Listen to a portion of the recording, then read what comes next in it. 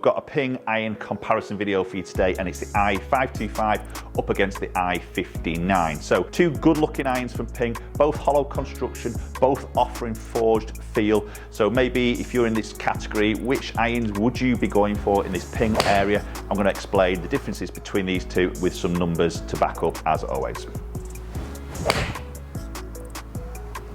Okay, so there's the opening shot with the i525. So we're going to kick things off with this particular iron. So two, obviously, irons, as I mentioned, hollow construction forged. They are offering forgiveness and power, but we've got a couple of different lofts here and maybe the head size. So the i525, a little bit of large appearance in comparison to the i59, but a very good looking iron. So Ping are describing this as their power iron, but with a player's look. And as you do sit this down by the golf ball, it's a really nice shape. That satin Hydro Pearl 2.0 finish, which is always very good for that, containing that spin in these wet environment when you're out on the golf course. It's a nice ball flight.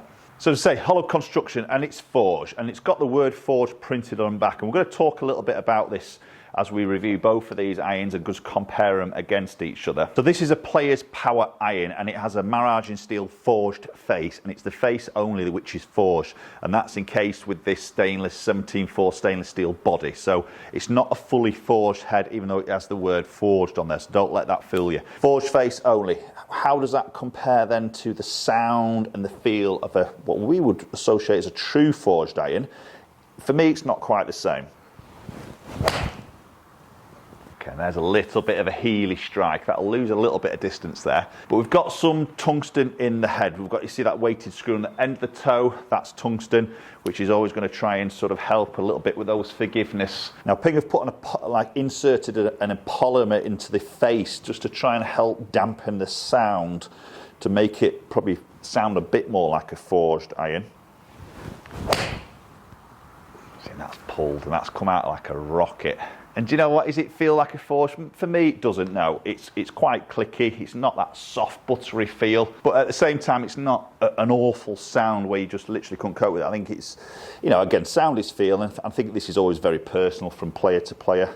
At the end of the day, this is a good looking iron. It sits very beautifully behind the golf ball. The shaping of it is really nice, medium top line. So this 7-iron loft is coming 30.5 degrees as standard, but they do offer a power spec loft option as well as a retro spec. So power spec comes in at 29 degrees and the retro comes in at 32.5. So a couple of degrees either way there, just to try and help. Depending on what you're wanting out of the iron. If you want a bit more distance, a bit more ball speed, then you'll go into that power loft. But maybe the sacrifice, you're going to lose a little bit more spin. And vice versa, if you maybe want to increase some spin or get a higher ball flight, maybe that retro loft is possibly a good option. And I think that's where it makes it quite interesting with Ping, offering that power loft, standard loft and retro lofts. Maybe then as a golfer, when you come into this buying process, you know, if you really like that small compact head of the i59, but then you want a slightly stronger loft to try and get some more distance, there is an option to do that. And vice versa, if you prefer the slightly bigger appearance of the i525, yet you want a little bit more spin, maybe not bothered about the distance as much, you can obviously go retro loft. So these can sort of start to overlap depending on what head shape and style you like, and the sort of feel maybe off the club face as well, and the performance of your ball flight. Right, so moving on to the i59. So straight away, it's a more compact head. Very first noticeable thing down by that golf ball. I mean, again, it's a beautiful shape, but it's much more compact, shorter from that heel to the toe, little bit of a thinner top line, and what Ping are saying, this is more of a tour-inspired sort of shaping, and also feel, and again, we see that word forged printed on the back. Oh, that's a nice ball flight. And that straight away, the sound off the club face was a little bit more muted there, a little bit more towards a forged feel. Again, do I say it's a fully forged feel? Maybe not. The lofting is very different on this. So the standard is 34 degrees. So it is 3.5 degrees more loft than the i525 and that 7-iron. But again, as we mentioned, we've got power spec options and also retro spec. So retro spec's 36 degrees and the power is coming in at 32 degrees. So 2 degrees leeway, stronger and also weaker. Again, I think that's a really good offering from Ping. All right, it's a skinny one, a little bit low in the club face. the feedback's there with that. That'd be interesting to see what sort of drop off maybe I get with that. Absolutely nothing at all, so that's an interesting one. A little bit low in the face, kept its distance. So it's interesting, again, this word forged, we're coming back to this again. Now this has a laser cut 17/4 stainless steel face. So the i525 had a forged face, stainless steel body. This is the other way around. This has got a stainless steel face with then a forged 1025 carbon body, which is quite interesting. So you would think that hitting area, you want to be that soft as you can, but there is an aluminium insert inside the head, which is, again, it's going to dampen that sound and maybe increase that feel. And to be honest, it does feel better, in my opinion, than the 525, even though it is a stainless steel face. Again, nice ball flight.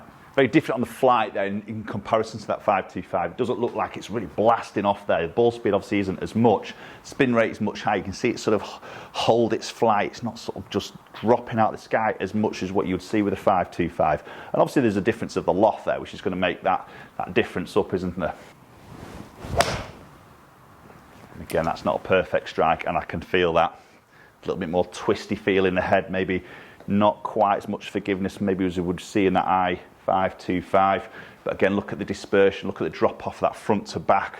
It's pretty tight already, isn't there? Let's hit one more shot. Again, we've got tungsten in this head, to be fair, in the toe and also into the hosel as well, so that's pulling that weight sort of into the perimeters of that heel and toe area. Again, we know that can help with that MOI. So even though it's a compact head, they're trying to make this as forgiving as they can.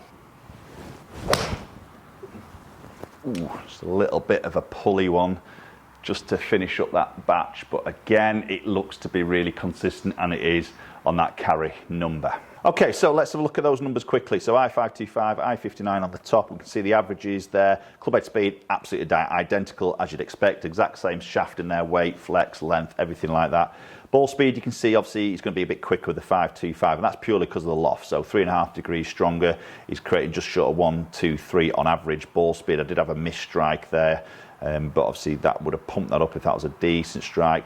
And then you see with the i59, 119.5. So obviously there's a difference. Launch angle is actually the same, okay, but then the spin numbers, again, as an average, is quite different. So 6,753 with the 59, you can see 5,500. So, you know, a good 1,200 revs difference of spin there as an average, and a bit tighter from the lowest spin to the highest spin with the 59 against the 525. So a bit more consistent there of hitting a number. And again, we look at distance, 167. It's obviously not the longest, but you can see there's only sort of 4 yards between the shortest and the longest, whereas you'll see with the 525, obviously that, again, that was a missed strike. Let me just maybe remove that out of there and just think about the lowest shot, 178, to the highest at 184. So that's relatively tight there on that particular one. Touch higher with a 525, but generally a bit more consistent, you can see, with a 59. Okay, so two, for me, good irons from Ping, offering two different things, but having said that, with those loft options, you can tweak that spin, that launch, that ball speed, either way between both of those irons. So plenty of options from Ping, which I always think is a good thing. More options is better. Again, it's down to the fitter to help you decide on that, what is right for you in your sort of delivery. But yeah, post your comments down below. 59, i525, what would you go for? Love to hear your thoughts as always. There'll be another video popping up there. You can go and check that out, and hopefully we'll catch up with you all very soon.